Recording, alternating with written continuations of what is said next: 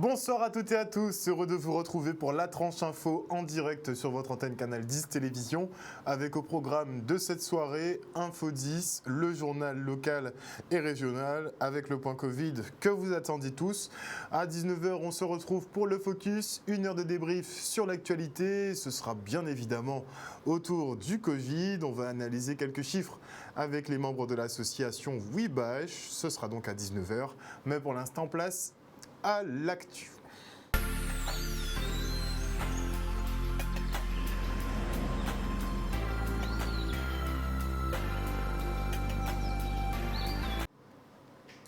Nous sommes le mardi 20 juillet 2021 et on commence tout de suite avec le traditionnel point Covid. Bon, il n'y en a pas eu la semaine dernière, mais bon, là, ils vont commencer à se rattraper pour le coup, puisque les chiffres, visiblement, qu'ils ont en tout cas dans leur stock s'emballent. Et on compte effectivement 281 cas positifs sur la semaine qui vient de s'écouler. Le taux d'incidence, lui, a dépassé le seuil d'alerte qui est de 50 et atteint maintenant les 74,6 pour 100 000 habitants. Le facteur R, lui, est à 1,56, ce qui veut dire pour Madame Bradamantis, effectivement, que le virus se propage fortement dans la population. 4 nouveaux clusters ont été dénombrés, 2 en milieu professionnel, 1 dans un établissement de santé et 1 en milieu familial et élargi. Il s'agirait d'une fête d'anniversaire, selon Monsieur le Préfet. Et cette semaine, donc, l'on compte 27 passages aux urgences, dont 19 hospitalisations Covid et une seule en réanimation. 12 personnes sont donc actuellement en réa au CHU de Pointe-à-Pitre. 2 décès ont été enregistrés sur la période. Le taux de couverture vaccinale, lui, atteint maintenant les 25,76% pour les premières injections. Et on note aussi que 1604 adolescents, donc des jeunes de 12 à 17 ans, ont été vaccinés, soit 4,57% de ce public. La vaccination des collégiens, lycéens et agents publics de l'État devrait survenir, elle, en septembre, comme nous l'a précisé Madame Bradamantis. Et pour le préfet Alexandre Rochat, la situation est donc critique. Et il dit, je cite, que nous sommes entrés dans une 4e vague. Bon, il tient le même discours qu'Olivier Véran, ministre de la Santé. Et visiblement, pour le préfet de région, si les chiffres sont à la hausse, c'est à cause du non-respect des gestes barrières, le fait qu'il y ait beaucoup trop d'activités festives sans protection. Il dénonce aussi le nombre des regroupements qui ne sont pas respectés, ainsi que l'isolement lorsque l'on voyage. Il fait donc appel à la responsabilité individuelle et collective de tout un chacun et invite la population guadeloupéenne à se faire vacciner vite, vite et vite. Et en attendant que vous soyez plus coopératifs et dociles, le port du masque sera donc généralisé dès demain. La Guadeloupe sera placée en état d'urgence sanitaire la semaine prochaine si les chiffres ne diminuent pas et un couvre-feu devrait être installé dans la foulée. Donc vous avez bien compris, si les chiffres ne s'améliorent pas et sont toujours en augmentation d'ici une semaine, nous passerons en état d'urgence sanitaire comme la Martinique avec le couvre-feu qui va avec. Et le confinement, lui, devrait survenir dans quelques semaines si les chiffres continuent à se détériorer, mais vu que ça a été annoncé, on attend. Et en attendant, le pass sanitaire, lui, sera effectif à partir de demain. Et notez que les contrôles seront donc à la charge des organisateurs ou responsables des lieux. Une complication supplémentaire pour les restaurateurs, notamment, qui se voient mal remplir cette fonction de contrôleur de données de santé. Le reportage. C'est un coup de massue qui nous tombe dessus, c'est-à-dire qu'il va falloir demander aux clients, si vous voulez, qui fréquentent nos établissements depuis des mois, voire des années, du jour au lendemain, presque leur refuser l'accès si ces personnes-là ne sont pas ou vaccinées ou n'ont pas un test PCR de moins de 48 heures. C'est un peu compliqué à gérer. Ce qui laisse place forcément à ce que les gens s'invitent de plus en plus entre eux, chez eux, aux fêtes clandestines où forcément il n'y a pas de contrôle, il n'y a pas de passe sanitaire, il n'y a pas de distanciation. Et du coup, nous, restaurateurs ou gérants d'établissements de nuit, on se retrouve confrontés dans une situation où encore on est pénalisé. On nous demande de nous réinventer depuis plus d'1 an et demi, mais se réinventer tous les 15 jours, c'est un peu compliqué. Là, c'est un nouveau coup dur pour la profession, surtout pour une population qui est très peu vaccinée ici. Donc ça veut dire que notre cœur de cible pouvant venir au restaurant va être très très réduite. Pour travailler, pour ouvrir nos établissements. Et aujourd'hui, si vous voulez, on se dit encore une nouvelle mesure. Donc l'amende de 45 000 est passée entre 1 000 ou 1 500 € maintenant. C'est-à-dire que, encore une fois, est-ce que nous, on a le droit de faire une discrimination sur certains clients qui vont rentrer pour venir se détendre après une longue journée de travail, qui vont venir simplement s'asseoir pour discuter, boire un verre et manger au restaurant. S'ils n'ont pas patte blanche avec un test PCR ou un pass sanitaire, en toute franchise, on n'est pas là pour jouer aux policiers. Enfin, c'est pas dans nos qualifications. Je veux dire, je suis restauratrice, je ne suis pas agent de contrôle. Je vous rappelle quand même qu'on demande à toutes les équipes des restaurants d'être à jour de leur vaccination, ce qui signifie qu'il faut qu'on se fasse vacciner, qu'on attende un mois pour le rappel. On les a embauchés pour leurs compétences, pour leur qualité professionnelle, pas pour leur vaccin ou pas leur vaccin. Déjà que notre profession peine en ce moment à trouver du personnel, parce qu'après ces mois de fermeture, les gens se sont reconvertis, les gens ont trouvé autre chose, donc ont arrêté la restauration. Et aujourd'hui, déjà qu'on peine à trouver du personnel qualifié, c'est-à-dire qu'en plus d'être qualifié, il va falloir qu'ils soient vaccinés. Donc c'est compliqué, même pour les touristes, qu'est-ce qu'on a à leur offrir? C'est-à-dire les touristes qui ont pu rentrer sur le territoire avec un test PCR vont pas pouvoir aller au restaurant, vont pas pouvoir s'amuser, vont pas pouvoir découvrir les spécialités locales. On est très déçus, on est très sous le choc et puis honnêtement il n'y a pas de solution, c'est-à-dire que si on ne va pas le faire, on va risquer une amende, on n'a pas de moyens mis en place pour pouvoir contrôler et dans le même temps c'est pas à nous de contrôler, c'est pas à nous de refuser les clients, c'est pas à nous de proclamer comme décideurs si les gens ont le droit de venir ou pas de venir sous prétexte qu'ils sont vaccinés ou pas vaccinés. Le CIPA, lui, s'érige contre l'obligation vaccinale qui n'est qu'au stade de projet de loi, mais pourtant déjà mis en application. Pour le parti d'Alain Plaisir, la vaccination est un choix personnel et les informations de santé doivent rester confidentielles. C'est sans compter la pression exercée sur les salariés et les restrictions quant aux déplacements qui n'ont aucun sens pour cette formation politique. Écoutez. C'est à la base un projet de loi qui n'est pas encore voté. Donc on est quand même surpris de voir qu'on parle déjà de pass sanitaire alors que ça doit passer par tout un processus législatif.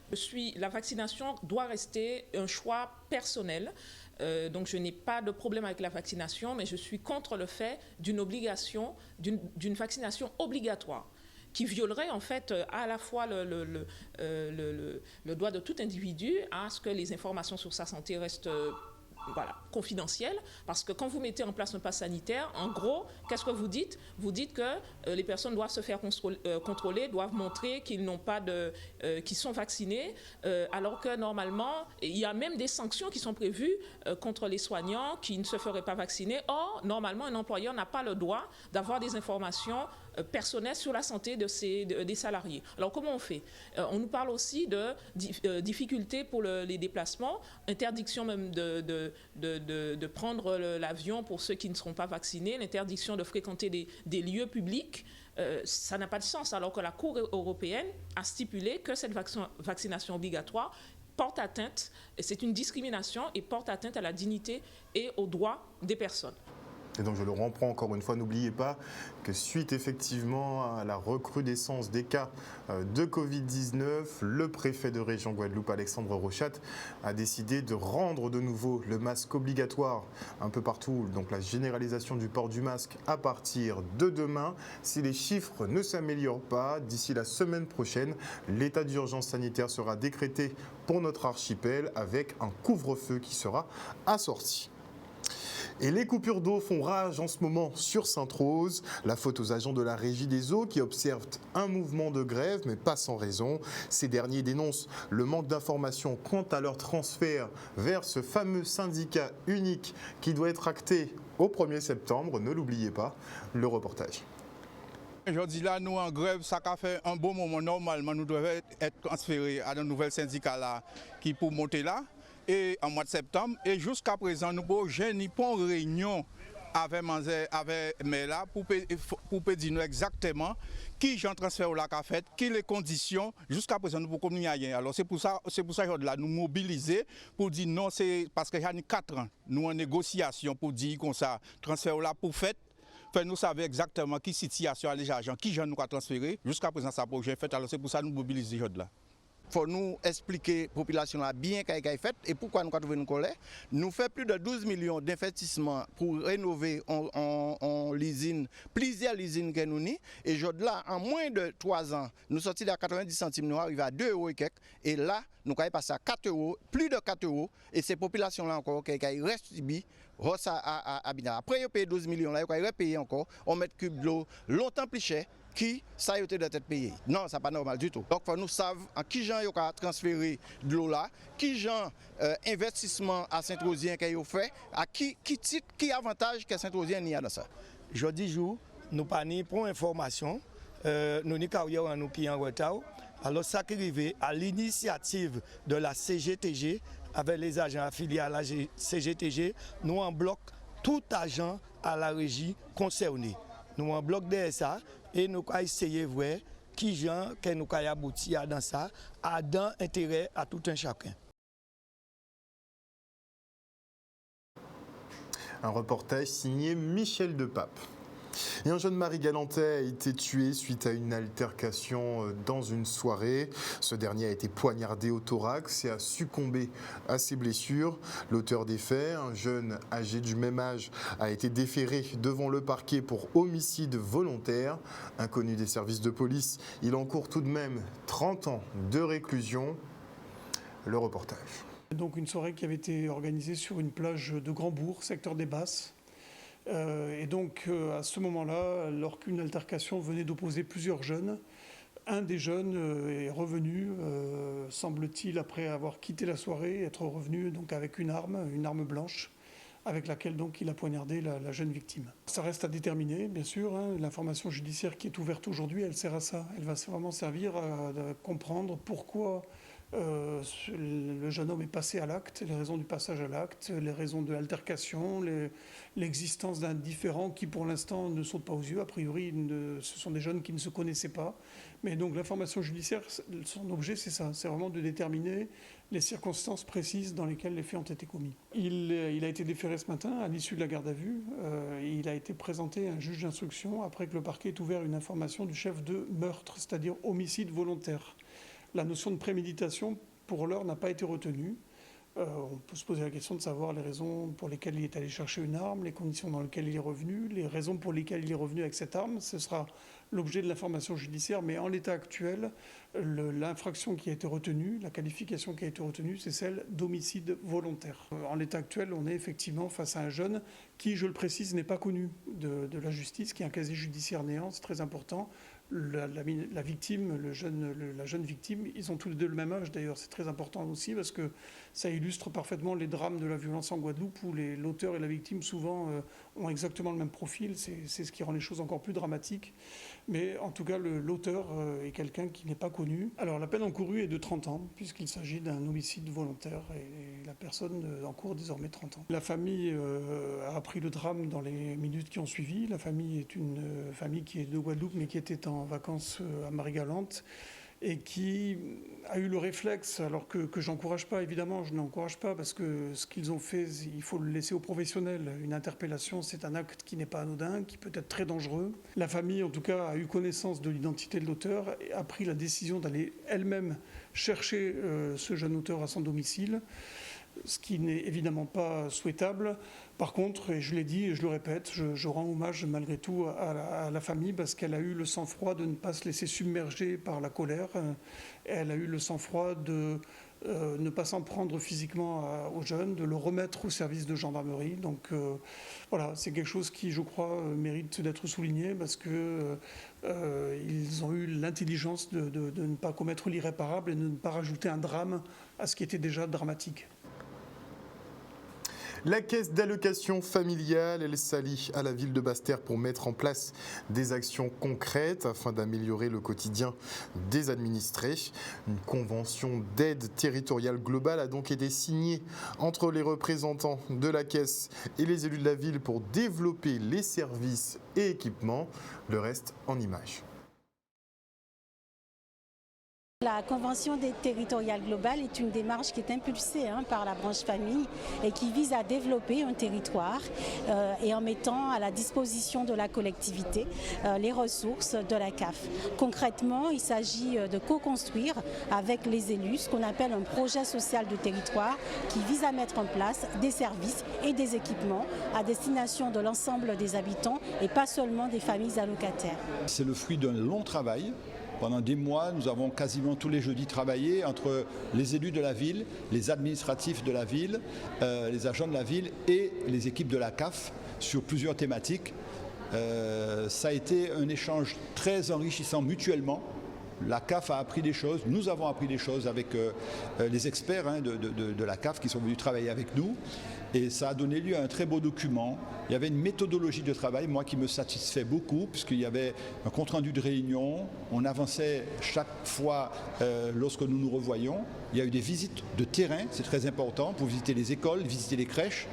Et donc, ce n'est pas juste un travail théorique, c'est une vraie vision pour l'avenir de Basse-Terre que nous signons aujourd'hui. Je pense que c'est un grand jour pour nos administrés et pour la ville de Basse-Terre. En matière de petite enfance, c'est la rénovation des structures municipales de la ville de Basse-Terre. En matière de parentalité, ce sont des lieux d'accueil enfants-parents qui sont réactivés et qui vont être créés dans les bassins de vie suivants, Rivière des Pères ou Petit Paris. C'est en matière d'animation de la vie sociale, un centre social qui va être agréé par la CAF et qui sera positionné en fait sur donc l'ancien site du cinéma, le Tivoli, dans le quartier emblématique du bas du bourg de Basse-Terre. Vous voyez, ce sont des actions concrètes et qui prennent en compte en fait la vie et le quotidien de chaque citoyen de la ville de Basse-Terre. On parle de sport maintenant et on enchaîne avec la présentation de la 70e édition du Tour cycliste de Guadeloupe, prévue en octobre prochain. Cette compétition devrait être, selon les dires, magique. Enfin, si elle se fait, les équipes organisatrices, en tout cas, pensent déjà aux complications comme le pass sanitaire, puisque parmi les coureurs, il y aura pas mal de pays invités, comme la Pologne, la Biélorussie, la Slovaquie, les États-Unis, le Paraguay ou encore l'Allemagne. Et en plus de tout cela, il y aura donc le public dont il faudra s'occuper. Ça risque d'être compliqué pour l'organisation, mais en tout cas, il reste confiant. Regardez. Nous avons voulu quand même, sans perdre l'ADN du Tour, mais mettre en avant cette 70e édition. Nous avons voulu réfléchir à un tracé qui retrace l'histoire, mais en même temps valoriser les communes où les coureurs de l'époque ont marqué l'histoire. Feu Luc Morand qui a fini plusieurs fois sur le podium, on rentre à Mornalo. Éric Zubar qui a remporté le Tour en 85, Humbert Aristide avec l'USL. On revient à Bémao, à Jarry et au Lamentin.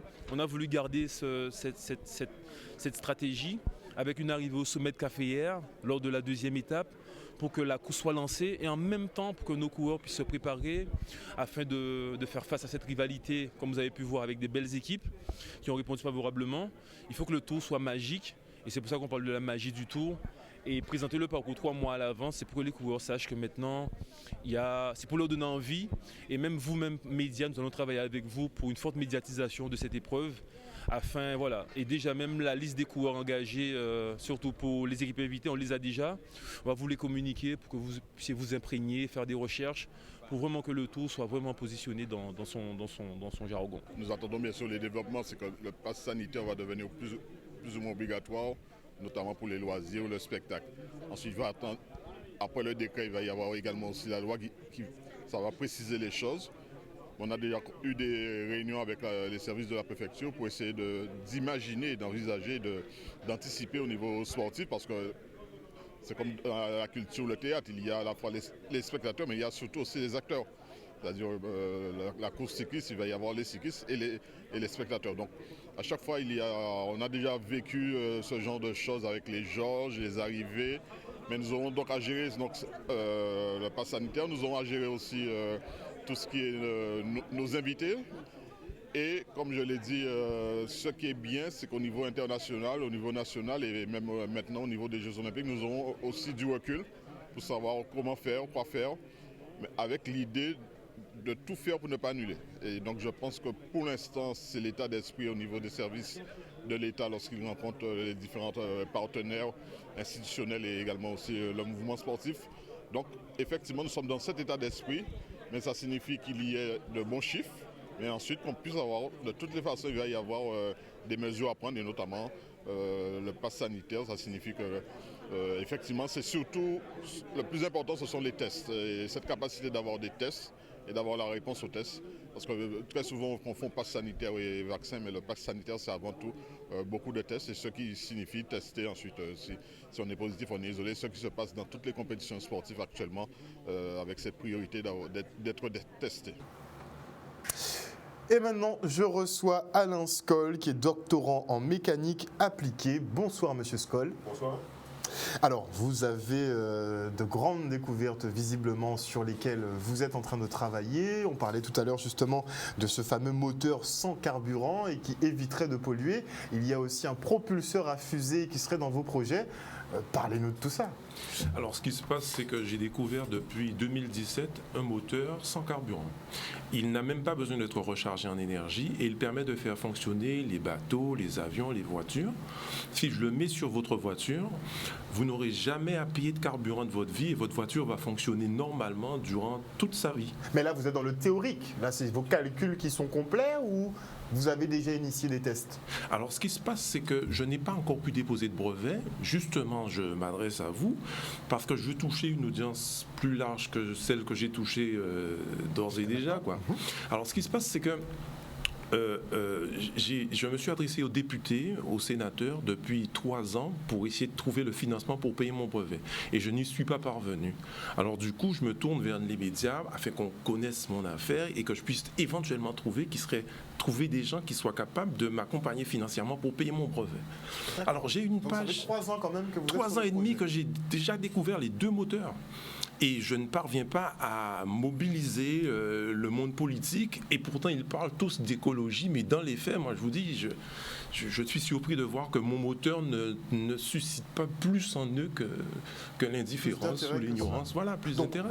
Nous, on va s'attarder quand même sur vos découvertes. Donc, vous nous dites un moteur donc propre. Propre. Aucun déchet dans l'environnement. Mais comment fonctionne-t-il? On nous a habitués aux machines quand même qui sont assez énergivores et notamment avec des énergies fossiles. Alors, ce qui se passe, c'est que moi, j'utilise pour mon moteur 5 nouvelles sources d'énergie. Ce sont des termes un peu techniques, mais c'est l'énergie électrostatique des matériaux. Je ne prendrai que cet exemple-là, ça pour vous décrire un petit peu le principe. Lorsque vous déformez un matériau, il retourne dans sa position initiale. Mais cela est dû au fait que les atomes dans la matière sont distants. Mais cette distance-là est due au fait que les charges électriques à l'intérieur de la matière les maintiennent à cette distance. Lorsque vous déformez un matériau, il y a des phénomènes physiques qui se passent au niveau des électrons qui ramènent le matériau dans sa position initiale. C'est le cas pour un ressort.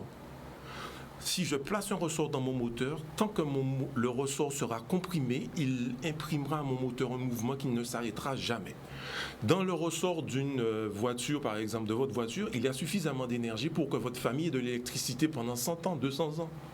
D'accord. Et c'est pareil pour les gaz. Il suffit de prendre un gaz et de le comprimer et la pression du piston crée sur mon moteur un mouvement qui ne s'arrête jamais. Il y a encore 2 autres... Un mouvement perpétuel, donc. Un mouvement perpétuel. Par exemple, je prends un exemple un peu particulier. Il vous suffit d'attacher un caillou à mon moteur. Et la simple traction le poids du caillou sur le moteur le fait fonctionner sans arrêt tant que le caillou est attaché au moteur. Voilà. Alors, ça paraît surprenant, mais ce qui s'est passé... Ça paraît pas on sait qu'on ne maîtrise pas encore tout à fait les aspects physiques. C'est une nouvelle technologie qui n'a jamais été découverte avant moi. Et depuis 3 ans, j'essaye de convaincre les parlementaires, quels qu'ils soient, des 2 chambres, je n'y parviens pas, personne ne bouge. Et pourtant, même aujourd'hui, il y a des lois qui ont été votées pour l'écologie, mais je suis surpris de voir que malgré... Mais qu'est-ce qui cloche? C'est la production? Ce sont les matériaux qui sont trop coûteux? Non, pas du tout pour l'instant. C'est un projet qui n'est pas viable? Qu'est-ce qui cloche? Alors, ce qui se passe, c'est que moi, j'ai prévenu les parlementaires que je dispose de cette invention depuis 3 ans et demi. Je leur ai écrit à chacun d'eux et j'ai même une page sur Twitter où vous pourrez voir les tweets que je leur ai envoyés, leur disant que j'ai bien un moteur. Je leur ai envoyé des messages sur leur messagerie à l'Assemblée nationale, mais aucun d'eux ne m'a répondu. Mais on vous dira, mais pourquoi vous ne vendez pas ça à l'international? Mais ce serait dommage parce vous que... voulez le garder pour... Non, si la France dispose de ce moteur-là, les Français n'auront plus à payer ni facture de gaz, ni facture d'électricité, ni facture de carburant. On n'aura plus à payer ces milliards qu'on dépense à acheter du carburant à l'étranger. Par contre, il me faut être prudent sur les gens qui auront à utiliser ce moteur parce qu'il y a des pays qui ne vivent que de la rente pétrolière. Et il faudrait qu'il y ait une transition écologique qui se fasse progressivement. Normalement, la transition écologique est censée être engagée, on est censé être déjà en retard. Mais en tout cas, moi je vous dis, je vois que des milliards d'euros sont investis par exemple dans l'hydrogène. Moi, je vous serait la nouvelle source, semblerait-il. Mais je peux vous assurer que lorsque je publierai mes travaux de recherche, l'ensemble des sources d'énergie qu'on connaît actuellement deviendront obsolètes. D'accord. C'est-à-dire que tout le monde pourra disposer de moteurs chez lui qui lui permettra d'avoir de l'électricité à foison sans qu'il n'ait à payer quoi que ce soit. Et c'est pareil pour... ils n'auront plus acheté de gaz ou de choses de ce genre. Les voitures fonctionnent sans carburant. J'ai aussi découvert le propulseur. Le propulseur permettrait... Je prends... J'ai toute une liste, elle est longue. Alors, déjà pour le moteur, une centrale nucléaire coûte 1 milliard d'euros pour 1 gigawatt. Pour chaque gigawatt, il faut à peu près 1,5 milliard d'euros. Avec mon moteur, il faudrait simplement 30 millions d'euros pour produire la même puissance. Si on doit changer les 56 réacteurs nucléaires de la métropole, ça coûterait à peu près 90 milliards d'euros. Avec mon moteur, l'ensemble du changement de toutes ces centrales ne coûtera que 2 milliards. C'est un gain d'argent. C'est non négligeable. Mais phénoménal. Je vous donne encore un autre exemple. La facture énergétique de chaque Français leur coûte environ 3 000 euros par an. Je parle de carburant, de gaz et d'électricité. Le fait qu'ils aient ce moteur ou qu'ils aient de l'électricité moins chère ferait que leur pouvoir d'achat augmenterait. Okay? Maintenant, je passe au propulseur. Le propulseur, c'est un propulseur qui fonctionne sans carburant. Actuellement, les propulseurs fonctionnent en injectant des masses de carburant, ça pollue, ça fait du bruit, c'est instable, etc. J'ai trouvé un nouveau style de propulseur qui fonctionne sans carburant. Et si on place ces propulseurs-là, simplement, je vous donne des exemples. Actuellement, avec les engins spatiaux qu'on a, on peut joindre la Lune en 10 heures. Avec mon propulseur, ce serait en 4 heures. Pour joindre la planète Mars, il faut à peu près entre 180 jours et 258 jours actuellement. Avec mon propulseur, il faudrait de 4 jours. 4 jours 4 jours. Donc il serait largement plus puissant. Voilà, c'est-à-dire qu'il y aurait, on lui appliquerait une accélération constante. Parce que votre propulseur, pour bien expliquer aux téléspectateurs, c'est pour naviguer dans l'espace, clairement. C'est ça, on peut le mettre sur les avions, par exemple les voitures. On peut même le mettre sur les voitures. Même sur les voitures. Même sur les voitures, pour stabiliser leur freinage. Ou si par exemple une voiture dérape, pour qu'elle puisse retrouver, au lieu de faire des tonneaux des renversements, pour stabiliser la voiture, éventuellement. Voilà, c'est ça. Alors le propulseur permettrait de faire fonctionner des avions ou des fusées sans qu'il n'y ait, par exemple, le problème des hélicoptères, c'est que lorsqu'ils arrivent à une certaine altitude, ils n'ont plus d'air. Et du coup, ils ne peuvent pas déplacer un certain plancher. Avec mon propulseur, on peut sortir de sa maison et aller directement sur la Lune sans craindre le manque d'air parce qu'il ne fonctionne pas en utilisant l'air comme support, comme appui, quoi. Je vous donne encore un autre exemple. Pour aller sur la planète Pluton, il faut, avec la technologie actuelle, 10 ans. Avec mon propulseur, il faudrait de 2 semaines. C'est toute une révolution. Alors, moi, je m'adresse aux médias. Mais on n'aime pas trop, justement, dans ce monde. Visiblement, les évolutions révolutionnaires, ça passe pas trop. On a eu le moteur Pantone, on a des moteurs à l'eau qui sont sortis. Bon, on a beaucoup d'inventeurs qui ont disparu aussi dans la foulée. Bon, je suis conscient de cette situation, mais je me dois quand même d'avancer. Et je me dis qu'en touchant un plus grand public, les gens seront au courant de mon moteur, ils s'intéresseront à ce que je fais et éventuellement, ils essaieront de me contacter. J'ai une adresse email à laquelle ils peuvent me contacter. Alors, c'est energielibre.971@gmail.com. Je répète, energielibre.971@gmail.com. Très bien. Ils peuvent me contacter aussi. Je voulais donner aussi un Très rapidement, parce qu'il nous faut clore le journal. Allez-y. Vous savez, il y a des météores qui peuvent frapper la Terre à tout moment. On nous a dit que dans quelques années, d'ailleurs, il risque d'y en avoir un. Et ils se préparent à le désintégrer. Mon propulseur permet d'envoyer une fusée, de récupérer le météore et de le dévier de sa trajectoire. Vous êtes dans le futur, monsieur Skoll, dans ce cas-là. C'est l'innovation. Parce que quand vous me parlez de votre projet, ça me fait un peu penser à des montres. Je ne sais pas si vous connaissez les montres kinétiques à mouvement perpétuel. Oui, on les agite. On les agite et elles continuent à fonctionner. Elles n'ont pas besoin de source d'énergie finalement.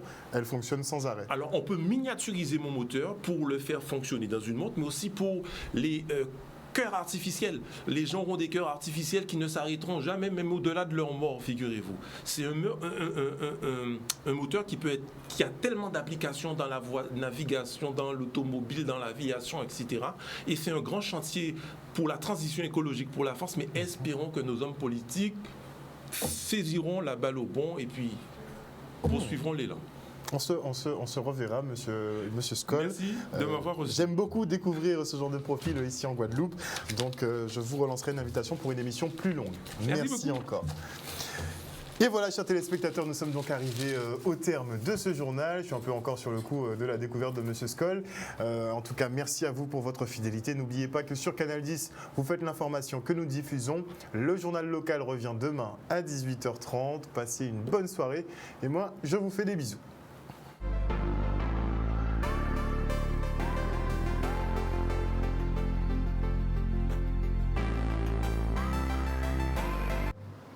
À venir dans la tranche info sur Canal 10, le focus, une heure de débrief sur l'actualité. Et je recevrai bien évidemment, nous sommes mardi, donc nous aurons en plateau les jeunes de l'association WeBash, nos spécialistes du numérique, de la robotique et de l'informatique. D'ailleurs, vous devriez prendre le contact de monsieur Skoll, ils sont juste à côté. Donc ce sera tout de suite après la coupure pub. Et avant cela, je dis bonsoir à Johanna Bon, bonsoir à Jean-Michel Charlery, Sakdi, bonsoir à Jimmy Kamagouva Aliar, j'espère que tu vas bien Jimmy. Bonsoir à Joyce Gabo, bonsoir à El Canario Valentino Cardona, toujours branché. Bonsoir à Annie Curier, bonsoir à Mrs. Joyna, bonsoir à qui d'autre, à Lydie Ratier, bonsoir à Viviane Coton, bonsoir à Katou Camire, bonsoir à Jojo Drumb, bonsoir au général Franck Abar, à Moïse Aubin Caramel, bonsoir à qui d'autre, à Willem Cancel. En tout cas, rappelez-vous bien des annonces faites par le préfet Alexandre Rochat aujourd'hui. Il vous a prévenu, la 4e vague arrive sur nous, comme l'avait prédit notre médium Olivier Véran. Ensuite, le masque devient obligatoire à compter de demain. Si les chiffres ne s'améliorent pas d'ici la semaine prochaine, état d'urgence sanitaire en Guadeloupe, plus couvre-feu. Et dans la foulée, si les chiffres ne s'améliorent pas dans les 3-4 semaines qui viennent, eh bien là, on passera en confinement avant la fin des grandes vacances. On se retrouve après la coupure pub.